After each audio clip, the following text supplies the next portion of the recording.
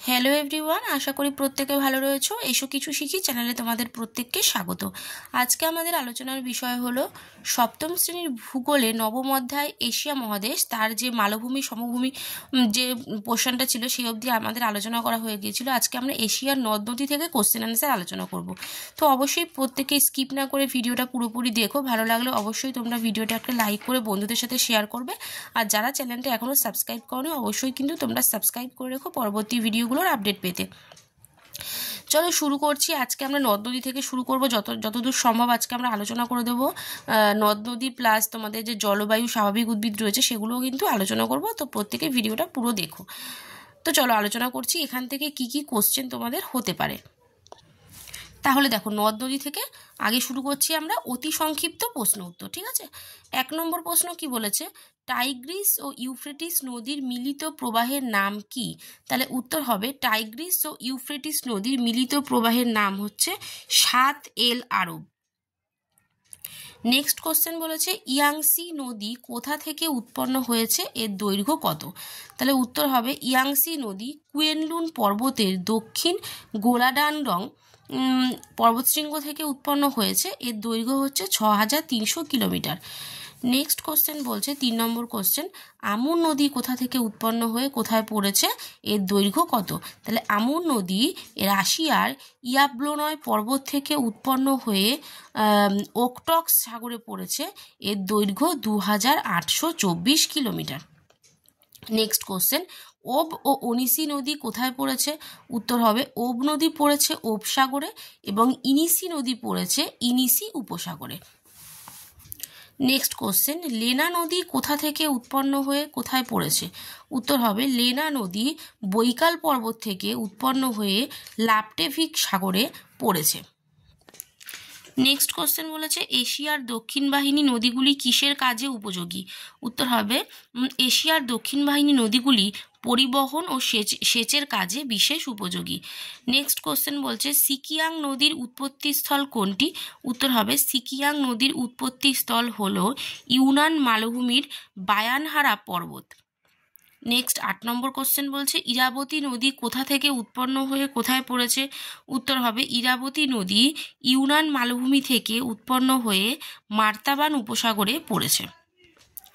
Next question বলছে Menam নদী কোথা থেকে উৎপন্ন হয়ে কোথায় পড়েছে? উত্তর হবে মেনাম নদী শান মালভূমি থেকে উৎপন্ন হয়ে শামসাগরে পড়েছে। নেক্সট কোশ্চেন হোয়াংহো নদী কোথা থেকে উৎপন্ন হয়ে কোথায় পড়েছে? উত্তর হবে হোয়াংহো নদী কুয়েনলুন পর্বত থেকে উৎপন্ন হয়ে পোহাই উপসাগরে পড়েছে। নেক্সট আছে কাকে এবং কেন পিত নদী বলা হয়? উত্তর হবে চীনের হোয়াংহো নদী হলুদ রঙের পলিযুক্ত জল বহন করে বলে একে পিত নদী বলা হয়। নেক্সট কোশ্চেন টাইগ্রিস ও ইউফ্রেটিস নদী কোথা থেকে উৎপন্ন হয়েছে?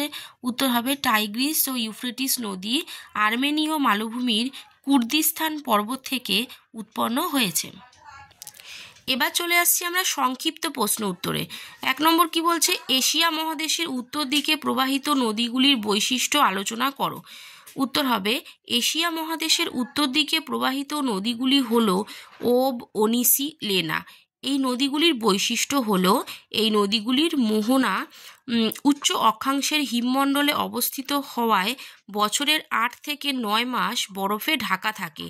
শরৎ ও বসন্তকালে পার্বত্য অঞ্চলে বেশি বৃষ্টি হলে ওই জল নদীর মোহনার বরফে বাধা পেয়ে বন্যা সৃষ্টি করে। 2 হচ্ছে এই নদীগুলি যাতায়াতে অনুপযোগী। 3 নম্বর হচ্ছে এই নদী উপত্যকা হচ্ছে জনবিরল।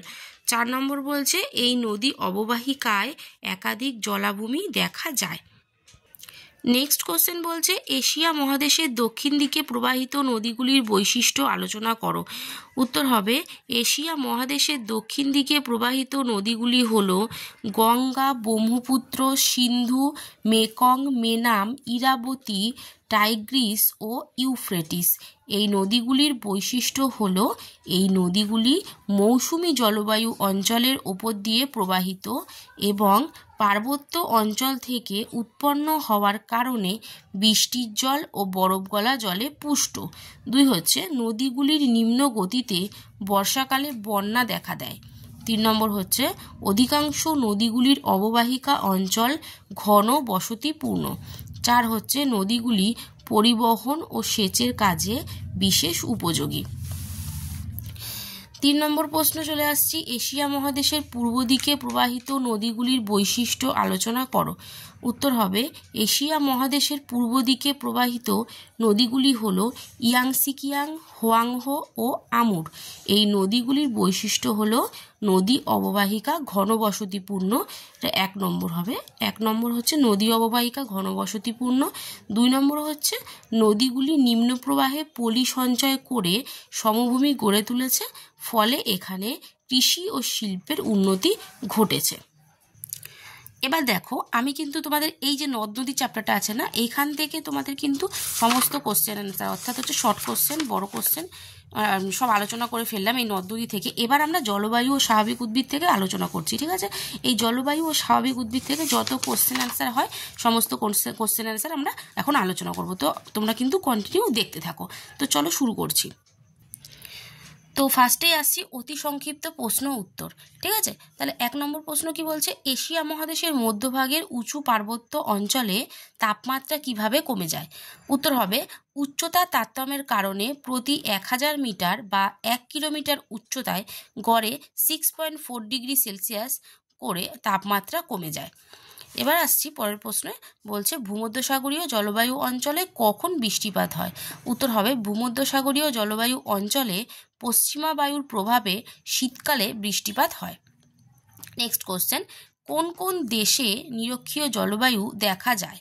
উত্তর হবে ইন্দোনেশিয়া, মালদ্বীপ, শ্রীলঙ্কা, সিঙ্গাপুর প্রভৃতি দেশে নিরক্ষীয় জলবায়ু দেখা যায়। নেক্সট কোশ্চেন, নিরক্ষীয় জলবায়ুতে কী ধরনের উদ্ভিদ জন্মায়? উত্তর হবে নিরক্ষীয় জলবায়ুতে ঘন চিরহরিৎ বা চিরসবুজ উদ্ভিদ জন্মায়। নেক্সট কোশ্চেনে আসছি, বলছে তুন্দ্রা জলবায়ু অঞ্চলে কি কি উদ্ভিদ জন্মায়? উত্তর হবে তুন্দ্রা জলবায়ু অঞ্চলে মস, লাইকেন, শৈবাল প্রভৃতি উদ্ভিদ জন্মায়। নেক্সট কোশ্চেন, পৃথিবীর বৃহত্তম সরলবর্গীয় বৃক্ষের বনভূমি কোনটি? উত্তর হবে রাশিয়ার সরলবর্গীয় গাছের তৈগা বনভূমি পৃথিবীর বৃহত্তম সরলবর্গীয় বনভূমি।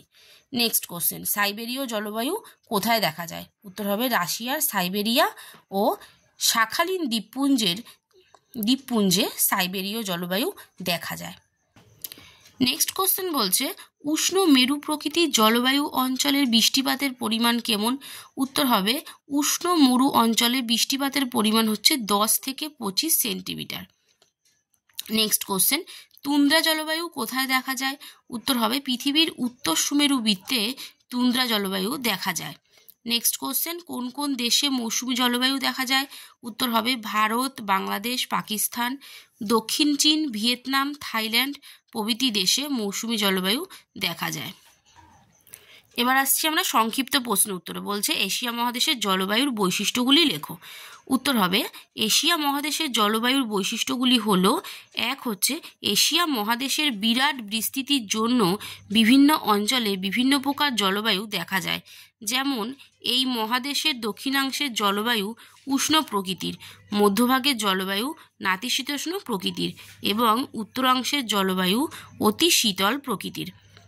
2 নম্বর পয়েন্ট হচ্ছে এই মহাদেশের সমুদ্র থেকে দূরে অবস্থিত অঞ্চলগুলিতে শীত ও গ্রীষ্ম দুই খুব প্রকট। 3 নম্বর পয়েন্ট, পর্বতবেষ্টিত মালভূমি অঞ্চলের জলবায়ু অতি শীতল প্রকৃতির। নেক্সট কোশ্চেন বলছে মৌসুমী জলবায়ু অঞ্চলের প্রধান বৈশিষ্ট্যগুলি লেখো। উত্তর হবে মৌসুমী জলবায়ু অঞ্চলে গ্রীষ্মকালীন তাপমাত্রা 20 ডিগ্রি থেকে 28 ডিগ্রি সেলসিয়াস আর শীতকালীন তাপমাত্রা 25 ডিগ্রি থেকে 20 ডিগ্রি সেলসিয়াস। গ্রীষ্মকালে গড়ে 100 থেকে 200 সেন্টিমিটার বৃষ্টিপাত হয়। এই জলবায়ু অঞ্চলে বছরের 6 মাস উত্তর পূর্ব এবং পরের 6 মাস দক্ষিণ পশ্চিম দিক থেকে বায়ু প্রবাহিত হয়। চলে আসছি পরের কোশ্চেনে। 3 নম্বর কোশ্চেন বলছে নিরক্ষীয় জলবায়ু অঞ্চলের বৈশিষ্ট্যগুলি কি কি? উত্তর বলছে নিরক্ষীয় জলবায়ু অঞ্চলে সূর্যরশ্মি লম্বভাবে পড়ায় সারা বছর অধিক উষ্ণতা থাকে। এখানকার গড় উষ্ণতা 25 ডিগ্রি থেকে 30 ডিগ্রি সেলসিয়াস। প্রতিদিন বিকেলে এই জলবায়ু অঞ্চলে পরিচলন বৃষ্টিপাত হয়। এখানে বার্ষিক বৃষ্টিপাতের পরিমাণ 200 থেকে 250 সেন্টিমিটার। নিরক্ষীয় অঞ্চলে বেশি উষ্ণতা ও বেশি বৃষ্টিপাতের জন্য এখানে ঘন চিরহরিৎ বা চিরসবুজ গাছ দেখা যায়। পরের কোশ্চেন বলছে এশিয়া মহাদেশের তুন্দ্রা জলবায়ুর বৈশিষ্ট্যগুলি কী কী? উত্তর হবে এশিয়া মহাদেশের তুন্দ্রা জলবায়ুর অঞ্চলের বৈশিষ্ট্যগুলি হলো এক নম্বর শীতকালে সুদীর্ঘ স্থায়ী ও অত্যাধিক শীতল। 2 নম্বর হচ্ছে এই অঞ্চল শীতকালে একটানা 6 মাস অন্ধকারাচ্ছন্ন থাকে, এই সময় আবছা আলোর সৃষ্টি হয়। 3 নম্বর পয়েন্ট শীতকালীন উষ্ণতা হিমাঙ্কের নিচে থাকে এবং গ্রীষ্মকালীন উষ্ণতা 10 ডিগ্রি সেলসিয়াসের বেশি হয় না। 4 নম্বর শীতকালে তুষারপাত সহ প্রবল তুষার ঝড়ও হয়ে থাকে। 5 নম্বর প্রশ্ন বলছে এশিয়া মহাদেশের কোথায় কোথায় মৌসুমী জলবায়ু দেখা যায়? এখানকার উদ্ভিদগুলি কি কি? উত্তর হবে তাহলে ফার্স্ট কোশ্চেন কি বলেছে এশিয়া মহাদেশের কোথায় কোথায় মৌসুমী জলবায়ু দেখা যায়। 10 ডিগ্রি উত্তর অক্ষরেখা থেকে 30 ডিগ্রি উত্তর অক্ষরেখার মধ্যে ভারত, বাংলাদেশ, পাকিস্তান, দক্ষিণ চীন, ভিয়েতনাম, থাইল্যান্ড প্রভৃতি দেশে মৌসুমী জলবায়ু দেখা যায়। এই জলবায়ু অঞ্চলে চিরহরিৎ বা চিরসবুজ এবং পর্ণমোচী বা পাতাঝরা 2 ধরনের গাছই জন্মায়। এখানে আম, জাম, মেহগনি, বাঁশ, আবলু, শাল, সেগুন, বট, অশ্বত্থ, শিশু প্রভৃতি গাছ দেখা যায়। নেক্সট কোশ্চেন বলছে দেখো কোন কোন দেশে ভূমধ্যসাগরীয় জলবায়ু দেখা যায়, এই জলবায়ুতে কখন বৃষ্টিপাত হয় ও এখানকার উদ্ভিদগুলি কি কি? উত্তর হবে ভূমধ্যসাগরের তীরে সিরিয়া, লেবানন, তুরস্ক, ইসরায়েল, জর্ডন প্রভৃতি দেশে ভূমধ্যসাগরীয় জলবায়ু দেখা যায়। পশ্চিমা বায়ুর প্রভাবে এখানে শীতকালে বৃষ্টিপাত হয়। এই জলবায়ু অঞ্চলে জলপাই, আঙুর, লেবু প্রভৃতি প্রচুর ফলের গাছ দেখা যায়। এছাড়া কর্ক, ওক, অলিভ এবং লরেল, ল্যাভেন্ডার, রোজমেরি প্রভৃতি কয়েকটি ঝোপঝাড় জাতীয় গাছ জন্মায়। তাহলে দেখো এই যে এশিয়ার স্বাভাবিক উদ্ভিদ রয়েছে না, তো এই চ্যাপ্টারটা থেকে কিন্তু কোশ্চেন আনসার আমাদের সমস্ত আলোচনা হয়ে গেল, ঠিক আছে। তো আমরা পরের ভিডিওতে চীনের ইয়াংসি নদী অববাহিকা এই অংশ থেকে আলোচনা করব, ঠিক আছে। একটা ভিডিওতে তো সম্ভব নয়, অনেকটা বড় হয়ে যাবে ভিডিওটা, তো সেই কারণে পরের ভিডিওতে আমরা চীনের ইয়াংসি নদী অববাহিকা থেকে আলোচনা করব। আজকে আমরা স্বাভাবিক উদ্ভিদ অবধি আলোচনা করে ফেললাম। তো তোমরা অবশ্যই কিন্তু ভিডিওটা পুরোপুরি দেখো, ভালো লাগলে অবশ্যই একটা লাইক করে চ্যানেলটাকে সাবস্ক্রাইব করে রেখো এবং বন্ধুদের সাথে শেয়ার করো। আজকের মধ্যে এ পর্যন্ত, দেখা হবে নেক্সট ভিডিওতে।